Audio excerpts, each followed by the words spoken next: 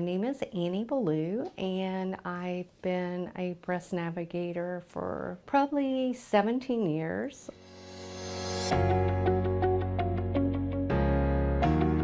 I'm part of a care team, and so I gather information for that patient prior to her ever coming for her consultation. So I'm gathering her pathology, her imaging reports, any consultations that she may have had, and I'm reviewing that information and I'm making sure everything's in place. So that way when she gets here, we already know everything about her. Most of the time though, the patients will come in for their consultation and I'll bring them back. I will introduce myself, review their history in the room with them, and then I try to prepare them for their consultation with a physician. So I think it's really important for me to not just leave it at, okay, I've taken your history, now I'm going to walk out. I want them to know that when that physician comes in, what to expect. When that patient comes in, a lot of times it's like they're just hearing like blurs. So they're nervous, they're trying to ask the right questions. And then I've had the patients like, what did he say? What does that mean?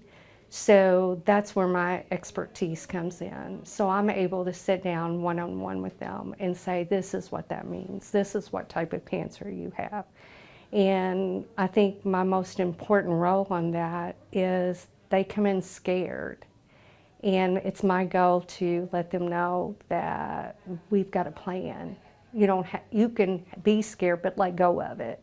We're going to take this a day at a time, and we're going to get you through this. And I'm going to be your friend for the next 3 to 5 years. So they can go home, they can call me, say like I didn't understand that, and I can simplify that for them.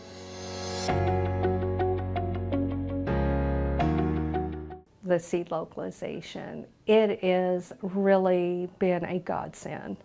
Because before, when we would talk about needle localization for the patient, I would have to explain to them how they would have to have a wire placed the day of surgery and be protruding outside of their breast. So they would look at me in fear, because you're like, you've got a what?